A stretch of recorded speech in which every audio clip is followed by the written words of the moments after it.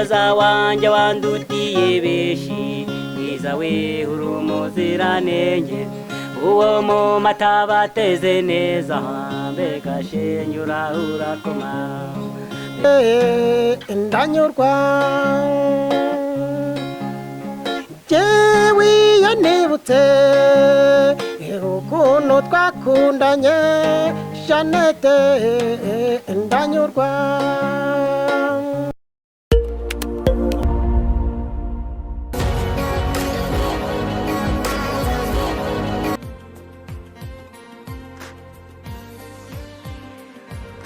Yes, mbanje kugusuza wowe mukunzi wa Ramuka TV, mbanje kugusuza wowe muntu wamaje kwiyandikisha nk'umunyamuryango. Murabizi rero tubagira henshi, tukabagirira mu nkuru nyinshi zigiye zitandukanye, tukabagezaho inkuru zigiye zitrendinga ku ma YouTube atandukanye. Uyu munsi rero nkuko mubireba hano nicanye n'abantu babiri bameze neza cyane. Reka ntangirane nabo batangire bibwira Ramuka TV. Karibu kuri Ramuka TV. Murakoze cyane. Amazina witwa gute? Amazina yanjye nitwa Makwandi Yusufu. Nawe karibu kuri Ramuka TV. ke murakoze cyane. Yes, ndabona mufite gitari. Turabacuranzi. Turabahanzi. Yes, ngira ngo rero abakurikiranye Ramuka TV ngira ngo mwabumvishije abantu ndi kumwe nabo uyu munsi bameze neza cyane n'abacuranzi. Reka nze niganire nabo ikiganiro kirekire. Ese wenda reka twitangiranire nawe haryo bambwiye ko witwa Makwandi Yusufu. Makwandi Yusufu. Nabonye ukunda gucuranga gitari cyane. Ni impano yanjye, ni impano yayimpaye. Ni impano Imana yaguhaye. Ese buri uyu muntu usanzwe udafite impano nawe yakiga gitari akayimenya? Buriya impano ni ngombwa, ariko burya giye nkurikije ukuntu nize gitari navuga ko buri muntu wese afite impano kuri gitari, ahubwo biterwa yenda iyo bikurimo, iyo bikunze nta cyatuma utabimenya, ahubwo no biterwa n'iki n'uburyo wigamo n'ukwigisha. Kuko impamvu mbifitemo experience kubera ko bimazemo imyaka 22 natangiye gucuranga, kwiga gucuranga mu mwaka wa 2000. Yes, ufitemo experience, urumva guhera muri 2000 ni igihe kirekire cyane ucuranga. Aha mujya munigisha? Turigisha cyane kuko nigishe n'abanyeshuri benshi. Hari nabazaga nkuko byo nkubwira ngo avuga ati se ubu namenya gucuranga, nabwaje nkamubwira ni we icyambere ni uko bikunze wumva bikurimo, aho gucuranga ko nta cyatuma utamenya. Kandi nta munyeshuri n'umwe nigeze nigisha ngo bimunanire, bose n'abacuranzi. Birumvikana cyane, ndabona nture ahugutse. Urawe nakunze kumubona ku ngoma cyane nubwo afite gitari. Ese buriya kubasha kugira umuntu abashe gukoma ziriya ngoma zingana kuri bisaba iki? Urakoze. Kugira ngo ubashe kuvuza ziriya ngoma bisaba kubona umuntu ubikwereka, kandi daboro ukaba ubikunda, ubikunze wagira amahirwe ukabona umuntu ubikwereka akakwereka inzira ucamo. Kuko buriya ingoma iyo zivuza zica mu maguru, zica mu maboko, yabanje kumvisha mu maboko, amaguru tangira no gushyira mu mutwe bya bindi ukumva na ritime zose zitandukanye uko zigiye zibaho, ukaba wabasha kuziga ukazimenya. wowe ubyiga byagusaba igihe kingana iki kugira ngo ubimenye? Imyaka maze yose ubona afite iki gihe, kubera yenda afite imyaka 8 natangiye niga ibyo bintu, ndacyabyiga ariko ubu ndagerageza. Niba mbasha kubyigisha mugenzi wanjye abantu bakabimenya, abana bakabimenya, usajye kubimwigisha nk'abimo akabyumva, ejo akajya kubikora handi mu nsengero cyangwa se n'ahandi mu nzira zose agenda ahura n'ubuzima bw'umuziki. Bimana agashema kuko abo bantu bagenda bavuga ati ari umurasta twigishije gucuranga. Hari abantu benshi rero bajya bibaza niba umuziki ushobora kuba watunga umuntu. Ndagira ngo munyuriremo muri makeya, ubundi uyu muziki w'umucuranga watunga umuntu kweri akaba ari icyo kintu afata nk'umwuga we mu buzima bwe bwose? Okay, hera kuri njyewe, ntabwo urugero kuri njyewe ndambaho urugero umuziki utunga umuntu. iyo ushyizemo neza mu bwonko ukawumva neza ukawusobanukirwa umuziki uragutunga. iyo umuziki nongeye abana 4 n'umugore nanjye ubwanjye. Siba no muri corona, siba no kugenda abanyeshuri ibihe byatwabayemo, abanyeshuri nabagafite babashaga kunungira umuryango kubera gitari. Abavuga rero ko umuziki udashobora gutunga umuntu ahubwo baba bawutwaye mu buryo utariho, kuko ndahamya ko umuziki wanyikanyije n'ibindi byinshi bisaba kuyoha umwanya. Wa mwanya rero uha niwo uguha nanone kujya gukora bya bintu imbere y'abantu.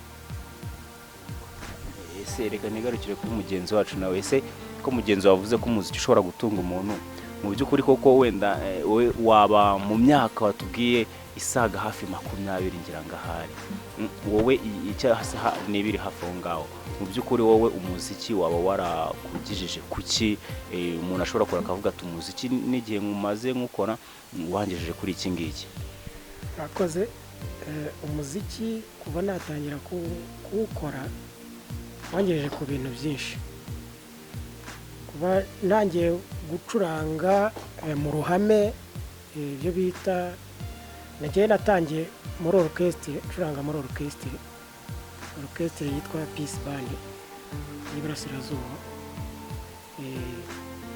Orchestre nza kuyivamo njya mu yindi yitwa Intango Band, ari nayo mbarizwamo n'ubu ngubu.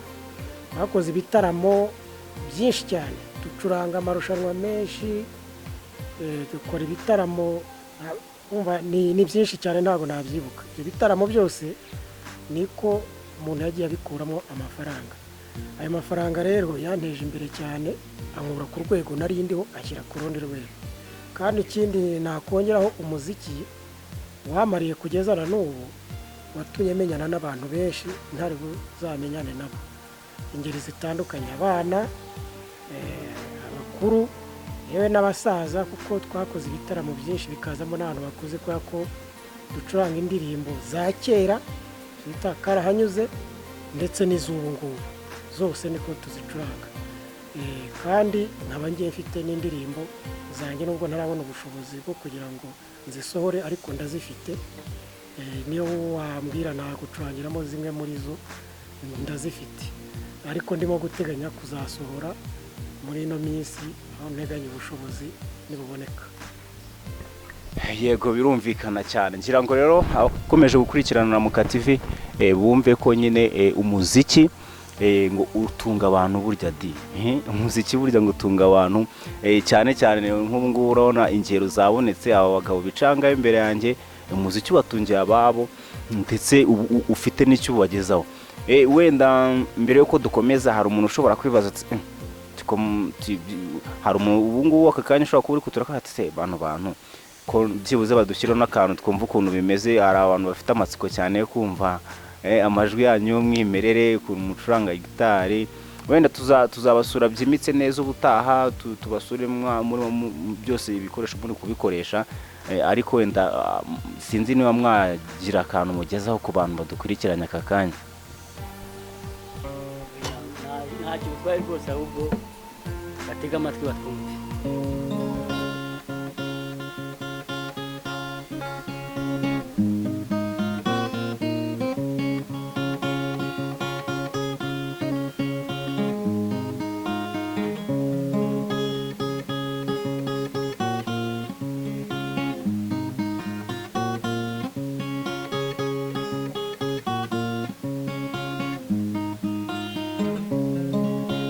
Musi utangira amatage ubabaza babanaga, wibagiza ku mwana ukunda ugasanga ari kure cyane. Muza wanjye wandutiye beshi, mwiza we uri umuziranenge, uwo mu mata bateze neza. Mbega shenge urakoma, mbega shenge urakoma.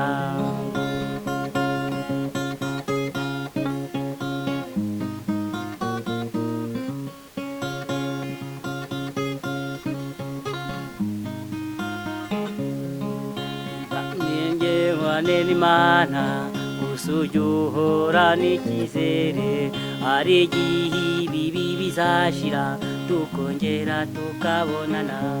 Muhoza wanjye wandutiye benshi, mwiza we uri umuziranenge, uwo mu mata bateze neza. Mbega shenge urakoma, mbega shenge urakoma, mbega shenge urakoma. Wow, ni ukuri kw'Imana nawe ubwawe utajya no muri mudu wayijyamo. Umuziki mwiza cyane. Ese wenda reka twikomereze tutarajya kure cyane, ubundi mu ntandukanyirizo umuziki abantu bacuranga w'iyi minsi n'uwa kera bitandukanira he? Tubwire nkawe umuntu umaze iyi minsi mu gakino, niko nabyita. Itandukaniro ntabwo ari rinini cyane kuko wose ni umuziki, kandi umuziki gusa umuziki wa kera icyo navuga urushaho ubu, umuziki wa kera ni abantu bawuhaga umwanya bagakora imyitozo myinshi cyane, kandi n'ikoranabuhanga ryari ritaratera imbere bigasaba ko umuntu agenda akajya muri studio, kuko nanjye hari studio nigeze kujyamo nko muri za 2007 byari kwa kundi ugenda ukicara bakakurikodinga, ubwo ibyo wishe bigasaba ko wongera ugasubiramo. Ariko umuziki w'ubu ngubu muri studio ba producer barabikora, bitameze neza bikuramo bakabyungikanya kugera bibyara umuziki bifuza. Navuga ko ubu ngubu nta mvune nyinshi bagira nk'abakera. N'abahanzi ba kera baravunitse cyane, ni ibintu byabasabaga kubyitondera cyane, bagakora repetition cyane. Niyo mpamvu rero buriya ari abantu bubahitse cyane, bafite icyubahiro cyabo, baravunitse cyane. Ari nayo mpamvu wumva indirimbo za kera iyo uyumvise ubu ngubu ugira ngo ikozwe ako kanya, niryo tandukaniro. Ariko naho ubundi bwo ari umuziki wa kera ari n'ubu wose ni umuziki, kandi wowe wari wose ufite abakunzi babo. Ariko nako kabonagira ngo nkubwire ko abahanzi ba kera bavunitse cyane, byarabavunaga cyane, kandi ukumva indirimbo zabo n'ubizumvise wumva zikinogera amatwi kandi zimaze imyaka myinshi cyane. Nicyo nasobanura aho ngaho. Yego, birumvikana cyane. Ngira ngo murimo murabareba abanyamuziki bacu guturuka mu Ntango Bande. Ese wenda muri iyi minsi ko turi muri bihe bya covid, nta ngaruka byabagizeho nko mu birori mushobora kuba mwakitabira? Rasta tubwire. Ibyo birumvikana, usibye natwe abahanzi n'umuhinzi n'umucuruzi n'umucuranzi n'umuyobozi nta n'umwe n'umutegetsi nta n'umwe korona itagezeho. Ariko twebwe ku ruhare twacu nawe urabyumva, nimba nta kandi kazi umuntu akora yatumwe no gucuranga bihagaze, urumva barabayeho gute isi yose. Gusa ikintu ashimira abantu b'Abanyakenya bo bafashe iya mbere guha umuhanzi akamikuvana kuri gitari mu kuririmba, n'aba ukabaririmba ukabacuranga bagweta nuko bimeze mwihangane, tukihangana. Iyo hatagira kwihangana ntabwo bacuranga n'ubu tuba turi kumwe bamutureba ubu ngubu tuvugana. Yego, birumvikana cyane. Reka twikomereze rero, wenda haraka nkomoze kuri kari akabazo nari nkubajije mu kanya kugereranyije nyine umuziki wa kera n'uyu munsi. Urabona hari ukuntu generation y'umunsi cyangwa se urubyiruko rw'iyi minsi barimo barakora indirimbo. Icyo nashatse gusobanura, indirimbo umuntu ahanga uyu munsi ni ya kera. Ese ngira ngo nashatse kumva itandukaniro cyangwa se kumenya itandukaniro hagati y'indirimbo ya kera, uretse kuba wenda baravunitse mu buryo bw'umwimerere, wowe ubyumva gute? Mu buryo bw'umwimerere indirimbo za kera zifite itandukaniro n'iz'ubu ngubu. Umwimerere kuko iyo ugiye kureba usanga indirimbo z'ubu ngubu abahanzi benshi basa nk'abiganana. Kumva indirimbo nyinshi zirashaka gusa, ariko uteze amatwi indirimbo za kera wumva ko umuntu yabaga afite umwimerere we. Niryo tandukaniro bavuga y'indirimbo za kera cyangwa se y'abahanzi ba kera n'abubu ngubu. yego birumvikana cyane cyane ndetse cyane. Rero iyi ni Ramuka TV nk'ibisanzwe wo mwumva niza Open the Creator Rwanda, the creator w'Imana. Ubu rero murabona ngira ngo abanyamuziki bacu murumva byinshi bigiye bitandukanye, musobanukirwa umuziki w'uyu munsi ndetse n'uwa kera, se itandukaniro rimeze ritegera mu murimo muragenda mubyumva neza. Ariko wenda ntago twaza gusoza nawe utadushyiriyeho akantu nk'umuntu umaze imyaka 20 na mu muziki, urumva uri ntararibonye birumvikana. Reka nawe dushyiriraho akantu gatoya rwose tubashe kugira tumererwe neza. Urashaka ko ngushyiriraho indirimbo ya kera cyangwa se iyanjye bwite? Wenda dushyirireho iyawe nta kibazo, yawe bwite.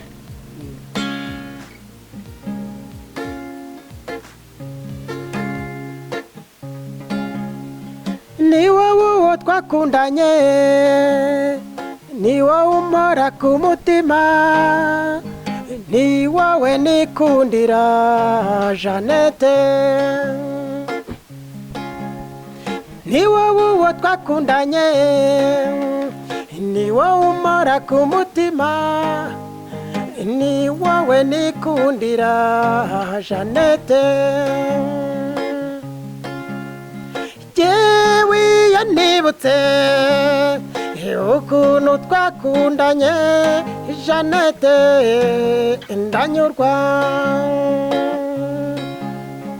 Jewe yanibutse ukuntu twakundanye Jeannette, ndanyurwa. Icyo ngusaba iyamabo bantu bakujya mu matwi bakubwira ibinyoma gusa. Icyo ngusaba iyamabo bantu bakujya mu matwi bakubwira ibinyoma gusa.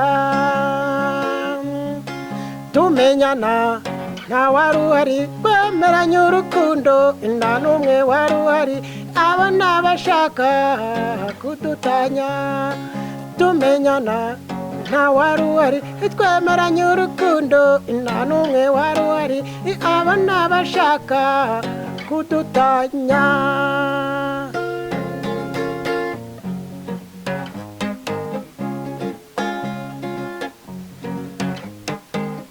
Yewe Jeannette nshuti yanjye, yewe Jeannette nshuti yanjye, njye naragukunze nawe urankunda, njye naragukunze nawe urankunda.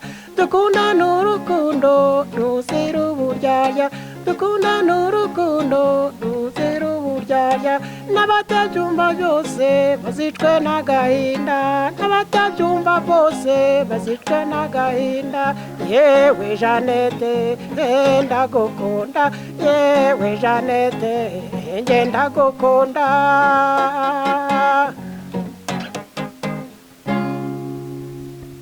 Wow, ati yewe Jeannette ndagukunda. Indirimbo nziza cyane. Ese ufite madamu yawe yitwa Jeannette cyangwa nuko wenda hari umuntu ushaka guhita ubyibaza cyane? Madamu wanjye ntabwo yitwa Jeannette, ariko buriya iyo uhimba indirimbo hari ba Jeannette benshi, hari abantu bafite abakunzi bitwa ba Jeannette. Buri wese rero iyo ndirimbo yahita ayiyumva mu yaba ari iye. Noneho kumva ngo indirimbo yitwa gutya ntabwo iba ari iy'umuntu umwe. Ahari Jeannette ushobora kuhakuramo ukahashyira umukunzi wawe nawe ukunda, iyo ndirimbo nawe ikaba iyawe. Ntabwo rero njya kuyihimba, nayihimbye kubera madamu wanjye kuko ntabwo ariko yitwa, ariko nawe niye, kuko ubu ahari Jeannette nahakuramo nkashyiramo izina rye, nawe indirimbo ikaba iye. Ubwo rero indirimbo ni iyanjye ikaba n'iy'abantu bose bitewe n'umuntu akunda ku giti cye uko abyumva. Iyi ni indirimbo ya bose, y'abanyarwanda bose. Birumvikana cyane, gusa by'umwihariko ubwira umugore ati ndayigutuye umugore mwiza. Madamu wanjye nawe wari kunyumva, ndayimutuye cyane imushimishe kuko aranayikunda, n'ubundi arayikunda kuko akunda kuyisaba umucurangire. yego birumvikana cyane, reka twikomereze. Yes, ngira ngo mwabonye abacuranzi bacu ndetse ni n'abahanzi mwabibonye cyane, kuko ngira ngo mwabonye ko buri umwe wese yabacurangiye. Ese wenda umuntu aramutse bakumbuye cyangwa se bifuje ko mwajya kumucurangira yababona gute? yatubona icya mbere na aderese, twatanga nimero zacu ku buryo wakumva yifuza gukorana natwe yatubona rwose nta kibazo.